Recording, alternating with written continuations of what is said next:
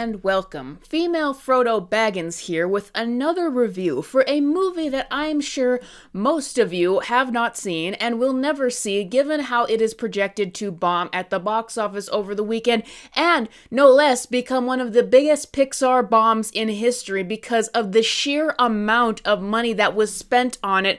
$300 million. Wow. Why was so much money spent on this movie, Elio, only to have it come out with very minimal marketing and have it bomb at the box office? Well, I know exactly why it happened, but I want to get into it right now and why this movie definitely is not worth your time. Now, despite all that negativity towards the movie, critics have not been lambasting it. It doesn't look bad. Some might even say that it gave them the feels and is not as bad as its throttled marketing would suggest, but I'm here to tell you that those critics are wrong. Elio might be one of the worst, if not the worst, Pixar movies ever made because of the sheer incompetence behind it and how it shows how much Disney Pixar has fallen and how it just confirms the rumors that I was hearing that Disney had replaced all of their seasoned animators with people who did not know what they're doing, and the fact that now they're trying to swing around and get some of those people back. They really need to save them out of this funk that they are in. But that is what we need to understand going into Elio, the sheer incompetence that behind this movie.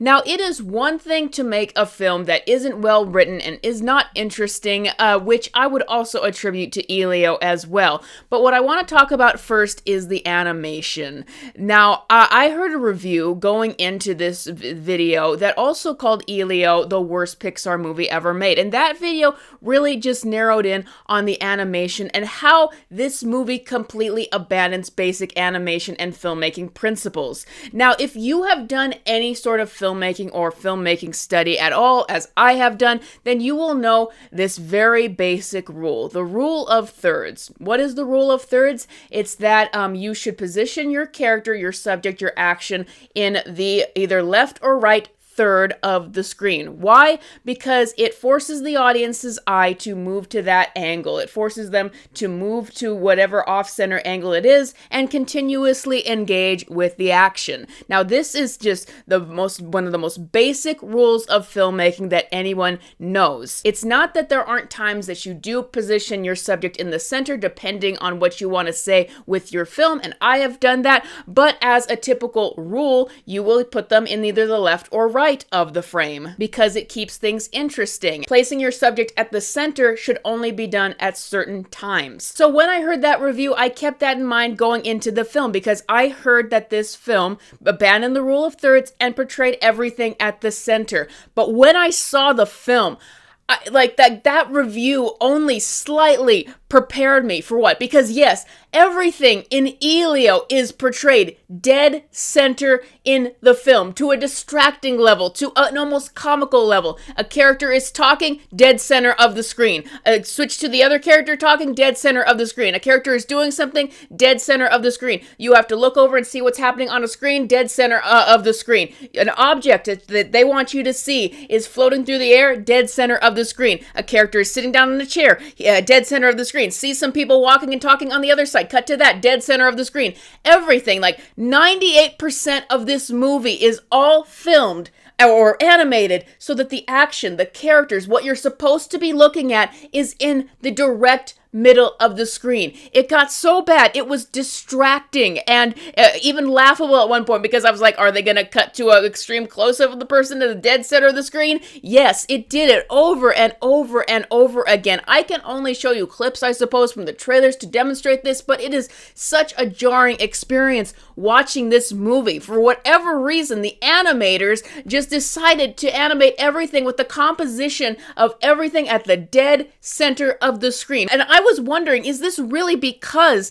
they don't understand that basic rule of composition, or is it because they wanted to film this as if it was a movie being made for TikTok? Like, that's what I felt like. Watching this movie felt like I was being asked to watch a TikTok video, with how it felt like I was just staring at this vertical third right down the middle of the movie for the entire thing. I'm like, guys, use the entirety of your screen. It was making it so that everything on the other 2/3 was just blank to me. I was just staring at this vertical experience because everything happened in the direct middle of the screen. And I seriously do wonder that. Was it just the incompetence, or were they thinking, hey guys, we don't want to have to edit this when we advertise it on TikTok or people make edits of it? So did they just compose everything to be in the direct center of the screen at all times? And that's gonna be a gigantic knock against this movie, because it's one thing to have animation that's a little more poor.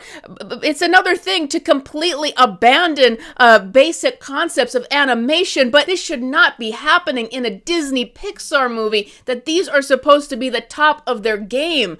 Like, the composition in this movie in general was just so bad. It was distracting. Like, the animators working on it did not even have that basic professional quality to them. That alone could knock Elio down to being the worst Pixar movie ever made, because it has the most incompetent animation. But I am not done ripping apart this animation yet, because I gotta say, I just hate what Pixar character designs have become. The lead kid in this movie, his face is a bean, his head is a bean, and his mouth is a bean. And his aunt, her head is a bean and her mouth is a bean.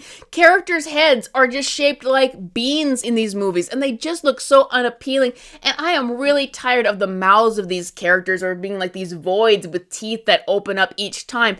The part of the reason why I gravitated towards Disney animation over some other animation companies when I was younger is their designs were so soft and appealing and distinct. But since they decided to abandon those original animations and try things different, we've just been getting this really ugly style of animation over and over again, and it's abandoned what was really great about Pixar. The character designs in original Pixar films were distinct and appealing, and you could always tell who a character was just by seeing an image of them. An image would tell you so much. These new designs are ugly, generic, and unappealing. And I'm so tired of people praising it as well. Pixar was trying something different. If it's not broke, don't fix it. Animation companies have their own style. Don Bluth had his own style as an animator.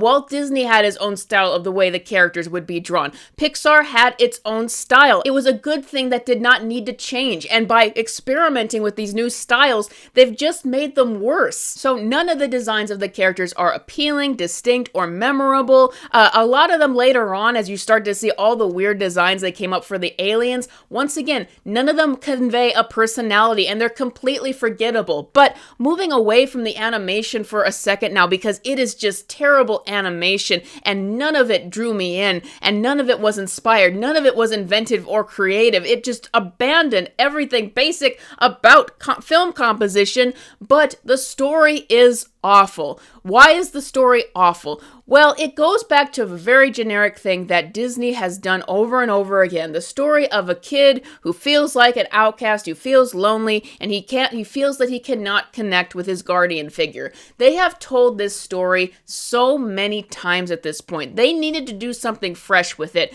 But like the animation, this movie's story falls apart on a basic level. First of all, the characters are incredibly generic just by their writing. They say in this movie that Elio is a very unique kid, and some people watching this thought that maybe Elio was meant to be autistic or a representation of an autistic kid. But Elio, I think, in this movie, for most of it, is just, I could describe him as generic 10-year-old. Like, they threw a lot of things on him that are just very stereotypical for a 10-year-old and called it a day. I will forget about his character completely. I will not remember anything about him. And the same goes for so so many characters on this film. They get very, very little development at all. The aliens he meets, by and large, are just a lot of dumb people who accept him initially and then reject him when they find out he's just a kid, and then accept him again by the end. The voice actors are doing their best, but once again, I will not remember any of these characters because there wasn't really anything given to them. But where this really falls apart again is the development of the story. So obviously we're telling the story of a kid who lost his parents and has to deal with now living with his aunt as his new guardian. But and they struggle to connect, and he feels like she doesn't actually love him, but they really struggle with portraying that in the film, because in the first minute we just get an exposition dump. This movie handles itself with a lot of exposition dumps, but we have the aunt played by Zoe Saldana, who you know I have the utmost respect for, just trying to get him to eat, and he's hiding under a table. And then we get an exposition dump from her explaining to a friend that his parents die, and then he runs into a room, because I guess we're at the space research area where she worked, and he finds out the idea that aliens are out there, and for some reason Elio gets it into his head that aliens need to come and abduct him because then he will be accepted there, and he gets emotional in one scene and yell that there needs to be some other life out there because then he'll finally find a planet that accepts him. But here's the problem with all of this. I don't understand where this is coming from. Yeah, he feels bad that his parents died as anything would, but it really doesn't do anything to convince me why he wouldn't feel accepted by this world. It's just that he is depressed and his aunt is trying but not really getting through to him. There is nothing that would convince me why he would feel that this world doesn't accept him, and that to the point where he needs to run away to another planet. Then it cuts to a sequence where he is having a hard time connecting with his aunt. But the reason why it portrays he's having a hard time connecting to his aunt is because he's obsessed with this idea of being abducted by aliens, and she doesn't know how to deal with that. So the idea here is that he wants to be abducted by aliens because he feels like he's not accepted by the current world, and that his aunt doesn't love him. But the entire reason why he seems to be having conflict with his aunt through this is the idea that he wants to be abducted by aliens so much. So it didn't really seem to build up this idea or a proper development on his relationship with the aunt. It seems like he just got an idea in his head that was never true in the first place and ran with it, and the aunt couldn't get it out of his head. But speaking of the development of this film, later on he meets a character named Glorden who does finally become his friend.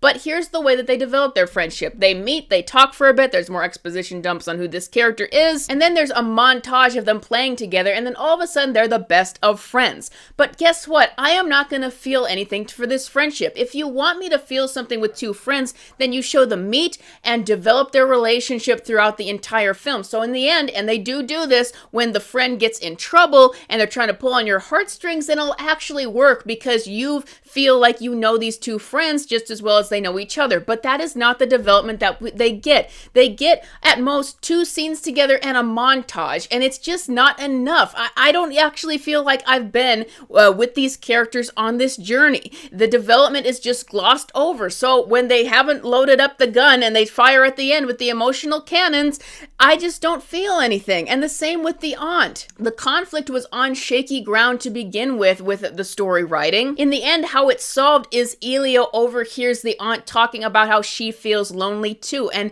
that's it. Everything is solved then, and he decides then that he has an understanding for her, and it just seems like such a simple thing that we didn't really need him to be abducted by aliens for a long time to get to that conclusion. Now, I did think it was interesting to introduce the idea of a perfect clone of Elio coming to Earth, how the aunt reacts to that, and maybe having them both go on their arcs. Like, have you ever felt like somebody else would just want a perfect clone of yourself that they would accept and that they just can't accept you for your flaws? We could see an arc with that, with the aunt. Like, how does she react? Does she like it at first, that it seems so perfect, but then she has to accept that no, she wants the one that's flawed back? That doesn't happen. The aunt was never fooled by the clone in the first place. She doesn't go on her own arc. It's just such a simple, flimsy conflict as the movie presented it. I just did not think it worked, and I did not care about any of these characters because of how generically they were presented. So when they have the aunt and Elio finally working together at the end and being close, it just did not feel earned because they did not give their conflict and resolution the development it needed. If I were to say anything positive about the movie, I guess they didn't have any bad messaging in it, like a lot of Disney movies have recently that I've complained about. Unlike Lilo and Stitch, which said that some people get left behind, it does portray the aunt character as sacrificing a lot to take care of her nephew. So there's no bad messaging in it on that level. At least this is a movie with the polar opposite, saying that family is good again, as Disney used to, but that does not mean that it is a good movie. It is very incompetently made. And by the end of it, there's like this big, what's supposed to be an emotional speech about finding life on other planets, but I didn't really feel any sort of intrigue in the exploration of life on other planets, because it felt like most characters just accepted that that was always the case to begin with. So it didn't seem like any sort of, science fiction intellectual movie about the life on other planets and the dream of finding that either, because all the characters just kind of accepted that this is real, and the aunt accepted that this is real. It was never strange to her. Here's what I think happened with this movie. Now, once again, this goes back to the beginning and why the budget was so ridiculously high for it. It's because this movie went through a lot of delays and reworks. Obviously, its release date was delayed, but it was concluded in that expose that IGN did on Pixar last year about how Pete Docter is desperately trying to clean house because of all the controversy and failure that has been happening behind the scenes at Disney lately. That meant get rid of the activism in the films, try to brush up the production so that they're as appealing as possible. And I think that is what happened with this film. I think that some of the areas that kind of go back, that kind of seem like it's going back to the emotional heartstrings of Pixar storytelling, and that ending scene with the voiceover about finding life on other planets, I feel like that stuff was added in to really, really push it and really make it feel like those traditional Pixar feels. You know how Pixar and Disney films used to always pull out the fake out character death by the end? That's what this movie does. So I feel like on that level, that is what happened, that they just tried to patch up this movie to try to feel like traditional Pixar. But the problem is, it's a polished turd. I think that this movie would have turned out just as badly as things like Wish and Strange Worlds if they hadn't made those fix-its. But ultimately, if those were the changes that I assume happened, they didn't fix this film because it's just such a bad production that, like a lot of Disney things these days, seems like it's aping the good productions of the past with its themes and everything and the kinds of things that it deals with,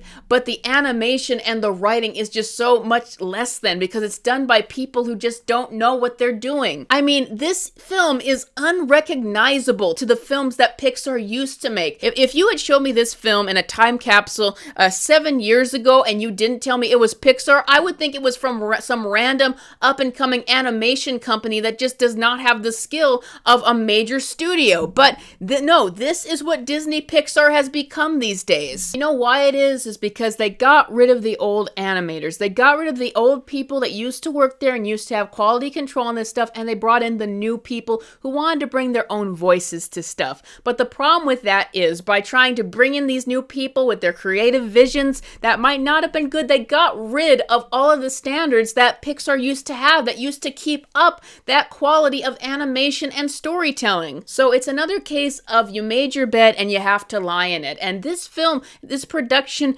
deserves to lose all that money because they are the ones that tore down their company. So yeah, Elio is one of, if not the worst Pixar movies ever made, and it is not worth your time at all. And it is very sad to see how this company has fallen. It's yet another on the long, long list of Disney productions that they regretted after they greenlit and now they have to face the consequences of. Elio gets a 3 out of 10. I did not enjoy it, and I wanted to leave the theater almost as soon as it started because of just how bad the animation was. And I accidentally went to a 3D showing, so it was even worse to me. So that's all I got for you guys today. Are you gonna see Elio? What do you think of how Pixar has fallen? Let me know in the comments below. Thank you, patrons and memberships, as always. If you guys want to become a patron or a member, you can check out the link in the description, and I will see you guys next time.